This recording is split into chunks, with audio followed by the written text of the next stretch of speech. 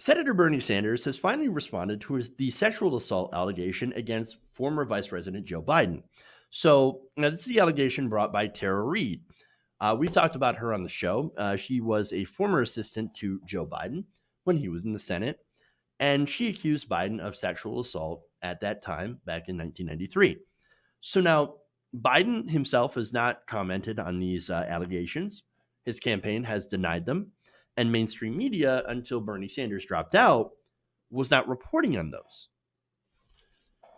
Now, there was a great breakdown in The Intercept. I believe they even broke this story. And you also had independent media figures like Katie Halper actually giving Tara Reade a platform in order to tell her own story. But at the same time, corporate media was not touching it. They weren't interested. And neither were many important political figures. For example, Bernie Sanders and Alexandria Ocasio-Cortez had not addressed those, to significant pushback. And now, of course, Bernie Sanders has finally responded to this. He said, this is on CBS this morning, quote, "I think it's relevant to talk about anything. And I think every woman who feels she has been assaulted has every right in the world to stand up and make her claims. The public will make their own conclusions about it. I just don't know enough about it to comment further."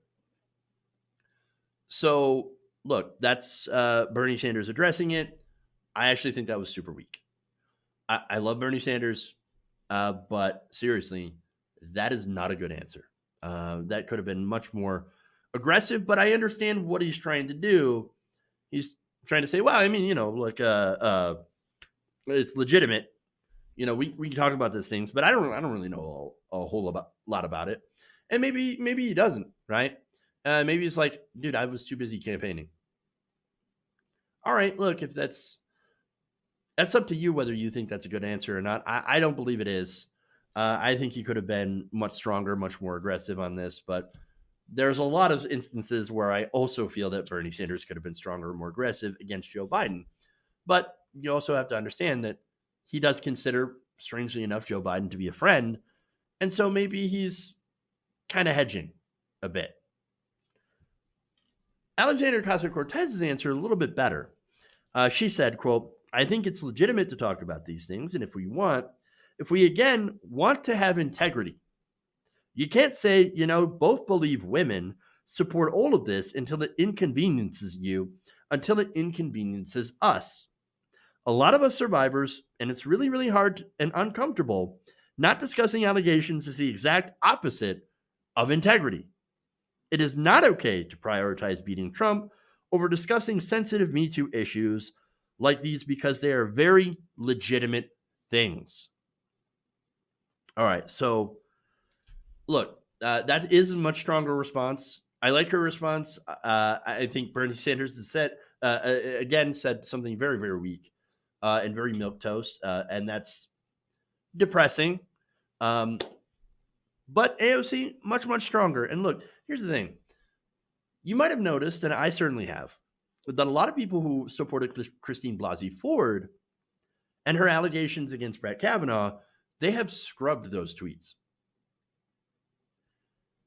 Not only that, but a lot of them have taken Me Too out of their bios. I think that's more significant, right? People like Alyssa Milano also taking Me Too out of their bios and erasing the supposed work that they've done. And I think that's indicative of who they are. Unfortunately, people weaponizing Me Too to go after their political opponents, that's what this, especially Milano. She definitely used it. Now, look, I believe Christine Blasey Ford because I listened to her testimony and it was credible. I also listened to Tara Reade's testimony and that was credible as well. But what's the difference? Well, Kavanaugh was a Republican.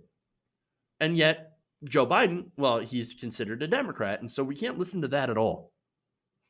So it's Me Too unless it's blue. And that's what that is. And so they're going to ignore it, except, interestingly enough, Al Franken. Now, Al Franken, I remember when that happened, right? So the thing that people talk about Al Franken, what they're missing, right, is that, remember, his accuser, unlike the situation with Biden, didn't come from the left, came from the right wing, came from conservatives. Tara, she supported Elizabeth Warren and then Bernie Sanders in the primary. I think that's because establishment liberals are more deferential to the right wing. If something comes in from the right wing, oh my God, ooh, no, we got to take that seriously. And we got to jettison that person immediately. Me too, right? Oh, but no, that it came from that pesky progressive left wing. No, we can't have that. That's just a way to destroy Joe Biden. So, I mean, look, I think that's one reason Tara Reade's allegations were immediately dismissed. The other, of course, is this desire to get rid of Trump, which I totally understand. But if you really wanted to get rid of Trump, well, you couldn't have picked a worse person to try to challenge him. Now, I see a lot of people, by the way, who are rightly so alienated. A lot of women, sexual assault survivors, who are saying, I can't vote for an alleged rapist. I can't do it. I can't do it.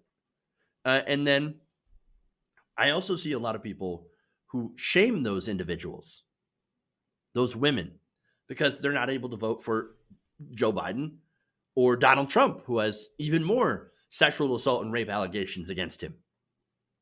So now that goes into AOC's statement, right? She says, a lot of people are just like us in this moment where it's like, how did we get here? You know, it almost felt like we started the cycle where we had kind of moved on from, from all of this. And now it feels like we're kind of back in it. And, the most diverse field that we've ever had, that we're kind of back into replaying old movies in a way. Yeah. And so to kind of answer her question, we're here because the establishment did everything they could to derail the candidacy of Bernie Sanders. They were afraid of him. The media, especially, whom Bernie does, rightly so, saddles some of the blame on for good reason. That same media is the media that ignored Tara Reade up until recently and are now putting out pieces like, ooh, Tara Reade, what are we going to do about that? Very, very uncomfortable conversation. Oh, no, it's uncomfortable because it's Joe Biden, but it wasn't uncomfortable when it was Brett Kavanaugh. When it's literally almost the same thing. I mean, come on. Now, that gets me to the question, of course, is whether it's too late. Will Tara ever be taken seriously? I don't know.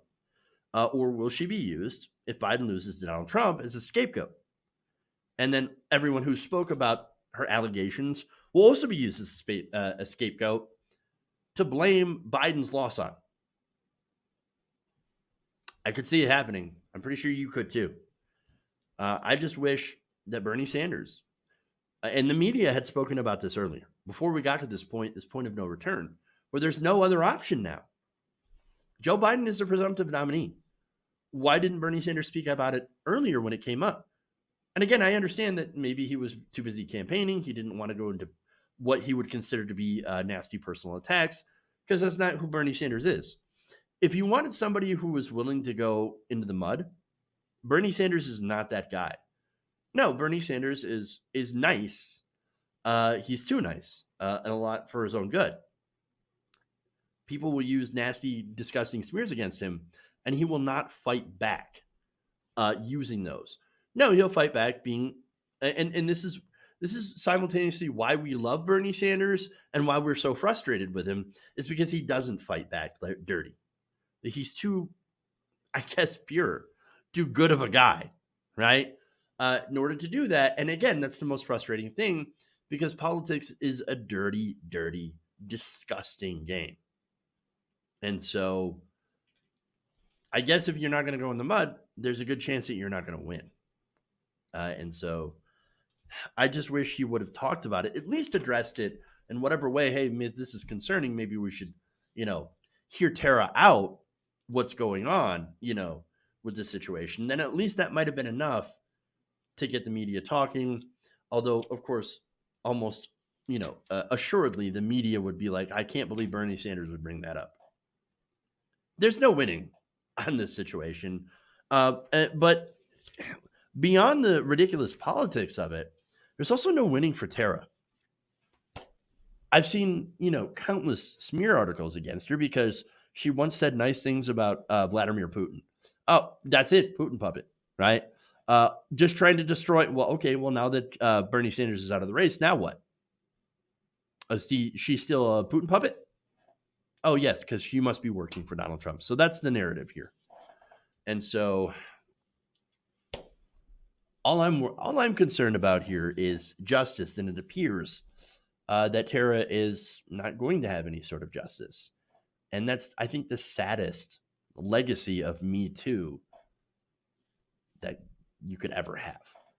Hey guys, hopefully you enjoyed that free video. Now I'm going to have to ask you a favor. Between the demonetization and the YouTube algorithm messing around with view counts, etc., we're having a hard time adjusting to the new YouTube reality, which is where you guys come in.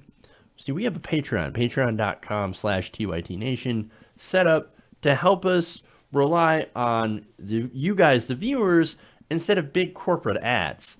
Look, you know the show. You know I'm not in favor of big corporations anyway. So help us transition away from relying on the ad model to pay the bills and sign up to be a patron, patreon.com/TYTNation. That goes a long way to help us keep the lights on. And you guys will know that you're supporting independent progressive media.